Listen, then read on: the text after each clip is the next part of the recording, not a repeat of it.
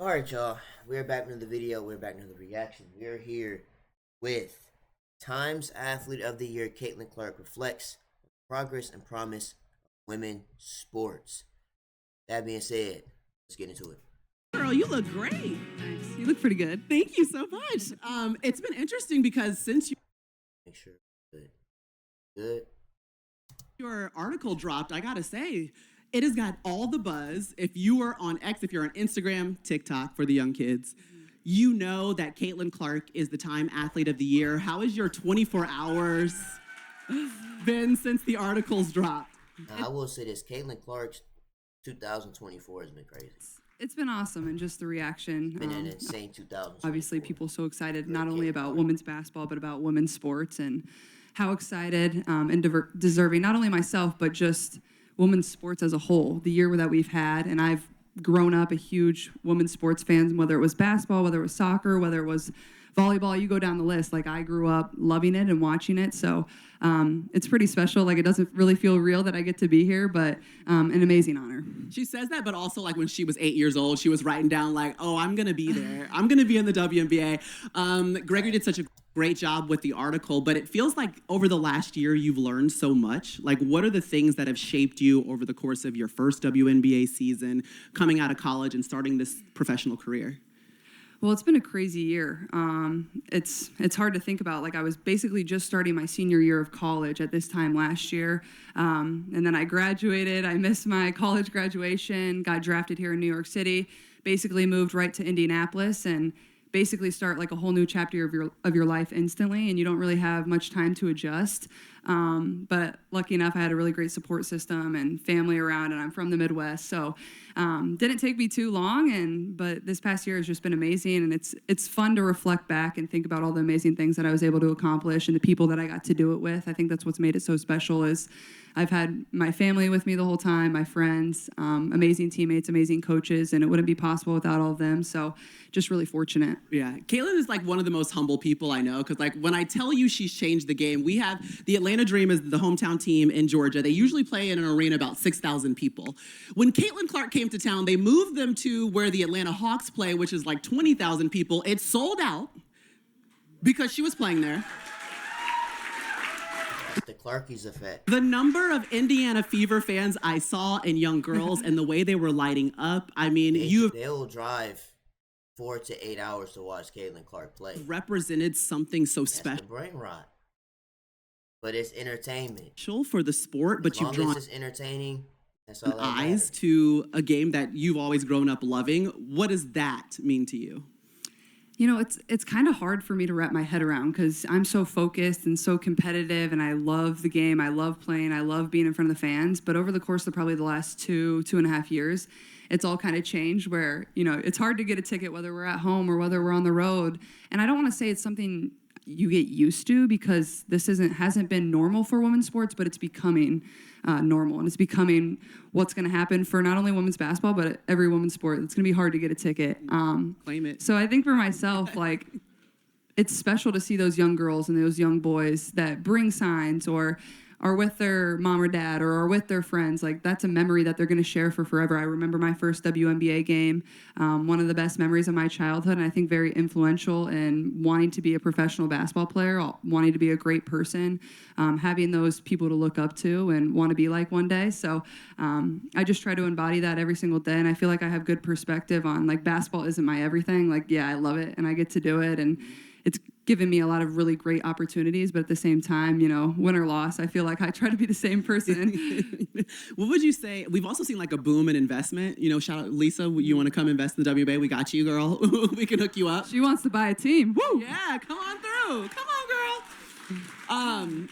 But why do you see that happening? One, but why do you think it's a good investment? Two. Well, I mean, I think just from the numbers standpoint and the stats, like, a team. That's another level. You see it. Owning a sports team is a different level of flex. Also, I feel like we're just Not only scratching. was I good, but I get to own a team. that's different. The surface. Like everybody asked me like where I think this is gonna go and what it's gonna be, and like I don't really have an answer because if you would have told people this is where the WNBA is, 5 years ago, you would have said this is where we're gonna be now. People probably wouldn't have believed you. No, yeah, you're lying. You a lie. They never thought that was But, possible. hey, They never thought people would buy tickets. They never Real thought now. we'd play on ABC. They never thought we'd be on ESPN. They never thought it'd be sold out arenas or little kids wanted to wear WNBA jerseys, whatever it was. So I think it's hard to say where it's going to continue to grow. I think the smartest thing would be to get in now because the price is only going up. The price is going up. I mean, yeah, that's all I got, honestly. Price is going up. But you're so right. Even like maybe say 6 years ago where the Women's Basketball National Championship could only be caught on ESPN2 or ESPN, and now they're putting it on ABC and broadcast network so everyone could see it in any home whether or not you have cable. Yeah. That's changed the game. So my Tonight, big night. First year in college, we Big game tonight. the NCAA tournament was during COVID. It was the first year they didn't have whip around coverage, where they actually aired an entire women's college basketball game in the NCAA tournament. That was 5 years ago. Yeah. Like it's crazy to think about. And the Fever, the team that I play for now, like it was our 25th year. Like 25 years is not that long, and Title IX's only been a thing for 50 years. So if you think about it, that's not that long of time. So it's really just the beginning. So I'm excited about where it's going to continue to go. Yeah, your announcement for Athlete of the Year, like tremendous, incredible positive feedback. That's what we've seen across the board. There's always going to be some negativity. And I feel like you have had to answer more questions than anybody about the intersectionality of race and gender and sexuality in sport because of just who you are and you represent the growth of this thing. And even earlier today, Megyn Kelly, Caitlin Clark face. she was saying that you were, And and Caitlin's even face, today, like she really doesn't want to answer these questions right now. earlier Here we go again. today, Megyn Kelly, she was saying that you were apologizing for your white privilege and the fact that you wanted to uplift Black female athletes and make sure that they were getting the shine, kind of like your pioneers were getting the shine that they deserved. And I just want to know how you feel or how you respond to some of those criticisms when you have to deal with something that it's really not your problem. Like, I feel like it's them looking in a mirror a little bit, Yeah. but it still comes down on your shoulders. I feel like I always have had really good perspective on everything that's kind of happened in my life, whether that's been good, whether that's been bad. And then obviously coming to the WNBA, like I've said, I feel like I've earned every single thing that's happened to me over the course of my career. But also, I grew up a fan of this league from a very young age. Like, my favorite player was Maya Moore. Like, I know what this league was about. And like I said, like, it's only been around 25 plus years. So I know there's been so many amazing Black women that have been in this league, and continuing to uplift them, I think, is very important. And that's something I'm very aware of. And like I said, like, I try to just be real and authentic and, share my truth. And I think that's very easy for me. Like, I'm very comfortable in my own skin. And that's kind of been how it is my entire life. Yes. I already know the trolls. They And you'll They do never be able to not. make everyone happy. And someone that knows that at I the age of wish. 22, like, let's go. I mean, I think I have good perspective on that. And like I said in the article, which turned out amazing, I thought it was great. I said, I feel like one of my best skills is just blocking things out. Like, I don't really, the only opinions I really care about are the people that I love, my teammates, my coaches, the people inside of our locker room, the people that I see every single day, and I know have my best interests at heart too. So I think my best skill is just blocking out the noise, and hopefully it continues to be, because with the way things are going and where the WNBA is going, you want that attention and you embrace it, and that's what makes this so fun. Yeah. I'm just so thankful that you are the leader. Like, you are the chosen one in the future of the sport because of the allyship, the truth, and the willingness to stand and say things if you have to. But I also think the nuance that you used in that article, and I hope everyone gets a chance to read it, was incredible. Thanks. How would you describe what's next for Caitlin Clark, coming off of a Rookie of the Year, coming off of breaking records? And I mean, there's so much, it seems like there's so much potential. Like, I keep saying you're only 22, but I just wonder how that translates to you, what the future looks like. Well, it's hard to say, and obviously I am only 22, so, and like, almost 23, Right. almost 23. She can though. almost rent a car by herself, ladies Yeah. and gentlemen. I don't know. Like I said, I feel like I'm just scratching the surface of the things I want to accomplish. And, I'm 22. I'm still figuring out life. I'm still figuring out where everything's going to go. And I love basketball, and basketball has brought me so many amazing things, and that will continue to be probably my first passion and everything that I enjoy. And hopefully once basketball ends, I can still find things that I'm really passionate about and can do. Hopefully be an owner of a sports team one day, or open a restaurant. I don't know. Something fun. A little less What would Caitlin Clark restaurant be named though? stressful, maybe. Maybe a coffee shop or something. I don't know. I drink too much coffee, Yeah. so maybe I could do that. Coffee shop. But I don't know. I mean, continuing to improve, and I think Alright, that was coffee one of the biggest things about my rookie year is I felt like Clark's there were Coffee. still so many areas for me to get better in, and as a competitor, that excites you. That makes you want to get better. It drives you to get better. So I've been enjoying a little bit of a break. I played basketball for literally a year straight. I played like 82 games. I didn't miss a game from college to the pros, which is basically an entire NBA That's season. I was just about to say that's an entire NBA season. And y'all said, F all that. Go play in the Olympics. Go play a full college season. Play some of this WNBA season. Go play in the Olympics. Go finish the WNBA season. Then Unrivaled? She wouldn't have been burnt out, chat. And I didn't really Two? come out of many games either. So it was long, but Oh, I'm yeah, very listen, I've been wanting to say this too, but a lot of players, even in college, they literally sit off for 20 seconds. They get a tongue dip of water, trade, and you're back in the game. fortunate and grateful. But Literally. I feel like I can just continue to improve, and Even yeah. How do you see kind of the impact that you're having on the game itself, especially the women's game? Like we see now more kids taking the shot, 30 feet out. Like you've come in and done something unique to the game that we haven't seen. Can you describe what that is? Yeah, I mean, I think what people love the most is just the emotion that I play with. I think it's easy to connect with. I think they can feel that I'm real on the court. But also when I step off the court, like I try to be like very authentic and very genuine and make as much time for people as I can. Like I never want to big time anybody or whatever it is, because like I said, I was just that young girl that was screaming for an autograph, and that takes 10 seconds of somebody's And as long as you don't become big headed, that's all that matters. time. For some people, they get a blue check and they don't know how to act. So So, try to do that as much as I can, but I mean, yeah, that's kind of lame though. You know what I mean? Like, as soon as you get a blue check and you get paid, you just think you King Tut all of a sudden. You know what I Yeah. mean? So as It's long as you relate to the people in some way Actually, and you funny. entertain the people, they gonna love you even more. In the article, it mentioned that you would watch tape of your reactions. You had to like Yeah. calm down the competitive a little bit, just a little I bit, think right? you learn a lot about yourself. Like it was kind of like Caitlin's a crash out though.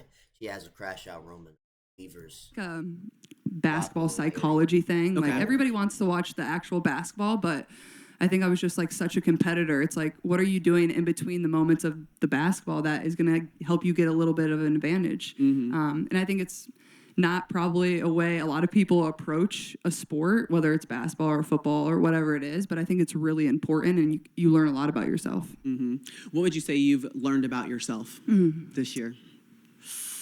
Oh gosh, that's a good question. I think probably like just that you can achieve your dreams. Like this is something I always dreamed of. Maybe I didn't dream it on this magnitude of being here at this event with time. I didn't really write that down, but obviously, I was always somebody that dreamed and wanted to achieve things. And my parents never told me, you can't. It was always like, go try. Like they probably knew at times I would fail, but they let me fail. And I think that taught me a lot of lessons about myself and about just life in general. And I think that's helped me become the woman I am, the basketball player I am, and hopefully the leader I am, and just continuing to grow in that. Yeah, every single athlete has like a moment of failure or a couple of them that they remember. Sure. Usually you remember the losses more than you do the wins. Yeah. What are some of the failures that have made Caitlin Clark who she is? National championship game. I would say probably one of my biggest failures in my basketball career. So I was 16 and I made the Olympic or the junior national team for the U16 team. And then I came back the next year to try out and I actually got cut. So I made it the year before and then I came back the next year and I got cut.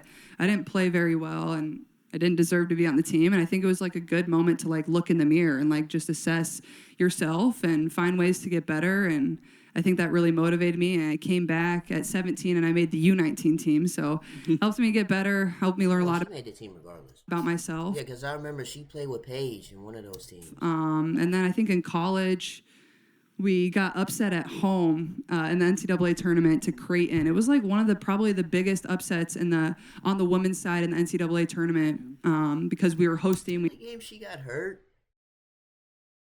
She rolled her ankle or We had a something. sold like out that. crowd. We were a 2 seed in the NCAA tournament and we lost at home, and that was pretty bad. And honestly, I tell a lot of people after that, my junior and senior year, we went on to go to the Final Four both years. I don't think my sophomore year, if we wouldn't have got upset at home, I don't know if we have that type of success. I think it taught us a lot about ourselves and taught me a lot, and kind of puts a little fire in your belly to get better and want to prove everybody wrong. Yeah, and along the way, I know that you've met so many people and you've talked about the young women before, but are there some encounters or interactions that have stuck with you over time? Oh gosh, that's a good one. I think like there's a lot of things that just really put life into perspective, whether it's somebody that is sick or a young kid that was in the hospital and their one request was to come watch your game and come courtside and get to meet you, and that takes 2 minutes of your time, and that's going to make their entire life. Or whether it's the people that have signs that say I've traveled from Canada or wherever it is, they've traveled miles and miles, spent a lot of money to have 2 hours where they're probably never going to interact with you and just are watching you on a court. I'd always try to remind myself of that going into a game, is like people are spending a lot of time, money, and resources to come here and like enjoy this experience with you. Like I like to say, like I feel like I'm an entertainer at times. Like I try to put on a show and make it fun for everybody. But I think that's like the young girls and the young boys, like that's what it's all about. Like it's those people that get to see you and get to believe in something. I think that's what's really special. Well, you're really special. We're thankful that you believed in yourself to make it to this moment. The change that Caitlin Clark is making right now, we're just lucky and blessed to be able to watch it. Honestly, congratulations on being the Athlete of the Year. Ladies and gentlemen, Caitlin Clark. WV. Nice little interview, sit-down discussion.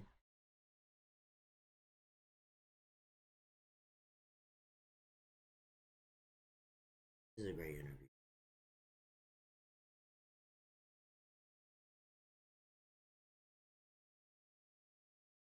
Yeah, I mean, yeah, all these comments are pretty much congratulations.